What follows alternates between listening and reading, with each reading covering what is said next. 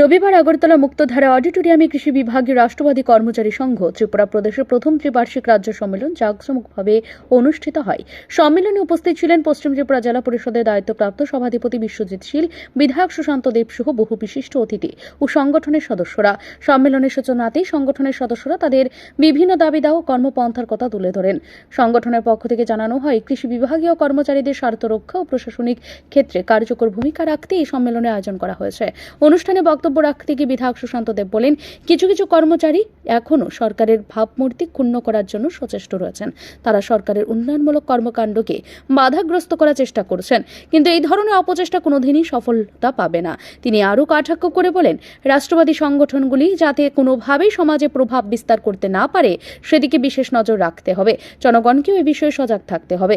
বিধায়ক কর্মচারীদের প্রতি আহ্বান জানিয়ে বলেন, সরকার কৃষি ও কৃষকদের উন্নয়নে একাধিক পদক্ষেপ নিয়েছে, তাই কর্মচারীদের উচিত সরকারের উন্নয়নমূলক কর্মসূচি যথাযথভাবে বাস্তবায়ন করা এবং কৃষকদের পাশে দাঁড়ানো।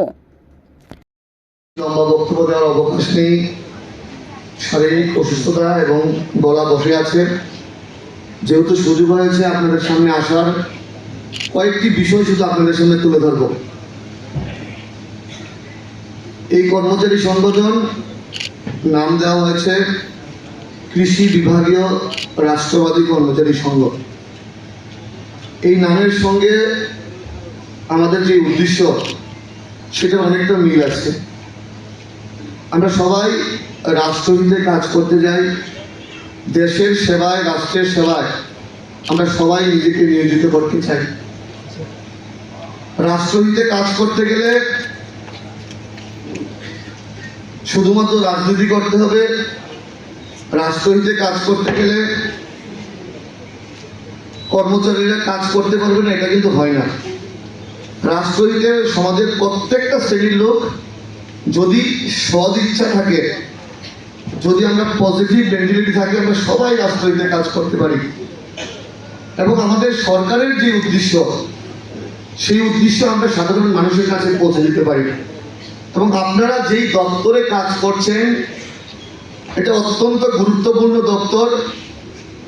সমাজের অন্তিম ব্যক্তি। আমাদের স্লোগান অন্ত্যুদয়। আমরা যেই বিচারধারায় কাজ করি, একাত্ম মানববাদ, সেই বিচারধারায় স্পষ্ট লেখা আছে অন্ত্যুদয়, মানে সমাজের অন্তিম ব্যক্তিকে প্রথম সারিতে উঠিয়ে আনা। ব্যুরো রিপোর্ট, ঋদ্ধি নেটওয়ার্ক।